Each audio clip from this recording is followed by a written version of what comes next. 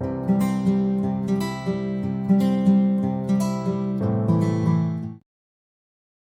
are many fan-made series based on the Fallout universe, but few come close to the success level of the Nuka Break series produced back when Fallout New Vegas was still brand new. So long story short, I was re-watching the series, and an idea popped into my head. What if you tried to play through Fallout New Vegas by only using the Nuka-based items from the series available in the game? A bit of an odd idea for a challenge, I'll certainly admit, but it is an interesting concept to try out at the very least. The rules for this challenge will be a bit here and there, but I think they'll provide the necessary difficulty to make this challenge unique. The rules I came up with are as follows. Only the Nuka Breaker GR weapon can be used. Only Nuka-based items can be used to heal.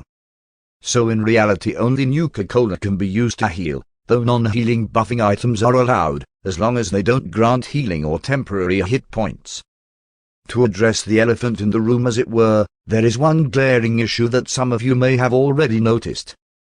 The only allowed weapon for this challenge is not only high cost, but also located at the midpoint area of the game. So how are we going to get there in one piece, and afford the weapon in the first place? Well, unfortunately that means two things. First, we'll have to sell as much junk and loot we can get our hands on without killing anyone to gain the needed caps. And second, somehow make it to Freeside without getting torn in half by a death claw. Our journey starts out as all good journeys do, with the creepy doctor looking at us sleep half naked. We name our character Branch, and get to the assigning of stats. This is where I did things a bit different than I would usually do. The 9 in strength grants us the force to do damage with our weapon of choice. Perception is at a 1, as we won't be shooting any guns. Accuracy isn't really a priority. Considering if we're already in melee distance, it's already game over for the enemy. The 9 in endurance gives us a decent health pool, and gives access to the implants we want later on once we have the money. Usually I'd have charisma at 1, as having high charisma really doesn't grant that big of a benefit to most challenge runs. But with this challenge, gaining a large amount of caps to get the necessary weapon is a big item on our to-do list, and the high charisma allows for better prices, and therefore faster money gain. Points had to be sacrificed somewhere, so our intelligence and agility are at 1. Finally, luck is at 9, to have a high crit chance and to make gaining money from the casinos at the Strip and Freeside much easier. With all that out of the way, we did the usual song and dance of robbing Doc Michel of all his worldly possessions, and selling them to the shop not 200 feet away from his front door. But in order to gain the 10,000 or so caps necessary to buy the weapon allowed for this run, we had to have a lot more money. With that in mind, the raiding of every sellable item in town, and selling it to the 3 vendors in Good Springs began. This took a while, as once you exhaust one of the merchant's cap supply it takes a few days for the cap amounts to refresh. So you spend a couple days just standing outside Shay's store, awkwardly waiting for him to restock. Once we were out of things to sell in Good Springs, all the town was good for was EXP, so the completion of both the tutorial mission and Ghost Town gunfight was necessary. At this point I thought it best to tackle 2 issues. One was the need to head north to Freeside, where our weapon would be waiting for us. And the other was that most vendors simply didn't have the cap amounts to make trading for the caps we needed worth the effort. Only the Vendatron at the gun runners did. So in the effort to combat both issues, we headed north from Gene skydiving directly towards New Vegas. The route was easy enough. Skirting Black Mountain allowed us to avoid most of Deathclaw territory, though some maneuvering was required to get past a small group of them.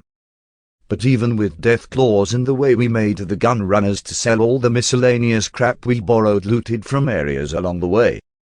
This made a decent profit, but the concept of looting everything in sight and selling it back to the Vendatron for pennies seemed a bit too time-consuming. So instead of spending hours finding tin cans and selling them, we made our way to Prim to obtain the NCR disguise, and make it into New Vegas itself via the monorail. This would allow access to the casinos, and as anyone who has played this game with a high luck stat before knows, that is a real quick way to make money. And we did just that. Spending some time at the Ultralux, we obtained almost 12,000 caps, which we then wisely used to purchase the Nuka breaker from Mick at Mick and Ralph's. Now armed with an actual weapon, we took to using this new fun toy to gain some well-needed EXP, as we were still level 2 at this time.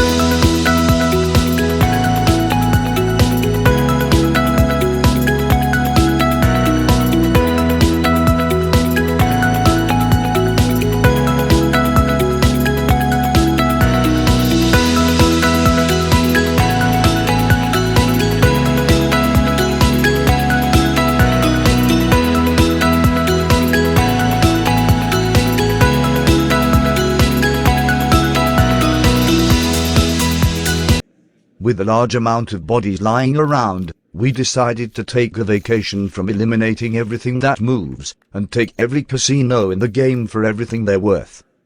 When all was said and done, we had more caps than we knew what to do with.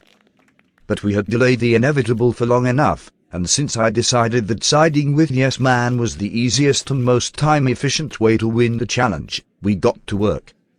After removing the head of the man who was stupid enough to shoot us back in Good Springs, as well as the head of everyone else in the tops, we got a head start on all the factions that we had to deal with. First up was the Ultralux. It took a bit longer than expected to whack everyone inside with a neon sign, mostly due to the fact that all the white gloves use melee weapons that can block our attacks. Their martial prowess with walking sticks wasn't enough to save them, however, and soon not only the white gloves, but everyone else in that place was hilariously whacked to death. Next came the Ometers at the Gomorrah. This was more a challenge due to the Ometers having actually good weapons and not dress canes, but with enough time and enough sign smacking everyone in the place. With the exception of a dancer in a cage that I couldn't reach or hit with the sign, was now permanently dreaming of Nuka-Cola. So lucky her, I guess. Then came the part I wasn't looking forward to, dealing with the Brotherhood of Steel. Now eliminating the Brotherhood isn't fun in any playthrough, but you can usually get around it if you use armor-piercing bullets or EMP grenades and or mines. But as this is a challenge run, and the fact that the only weapon we had was a half-damaged beverage sign didn't make this task easy.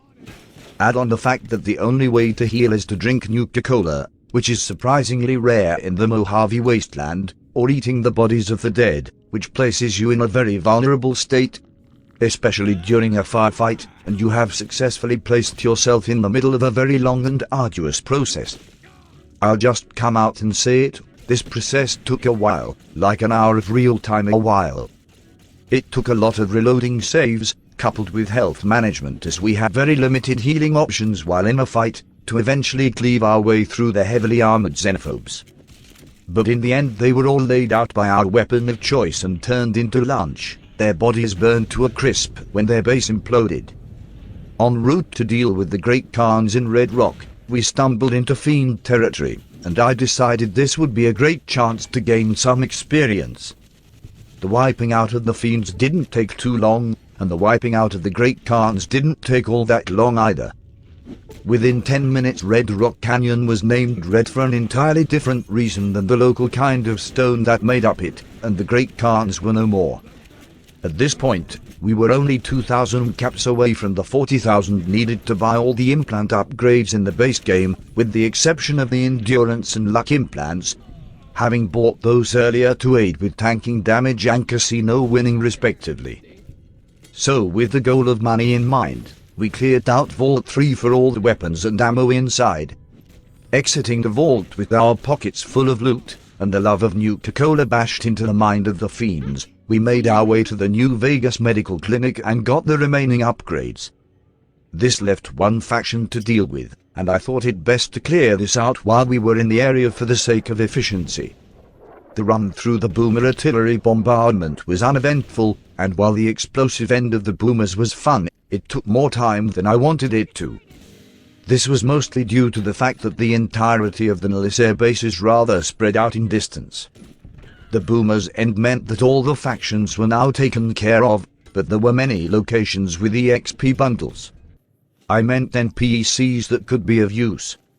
It was at this point I took a small break from spreading the good word of Nuka Cola to the wasteland, to install the Mark II upgrades to the Securitrons.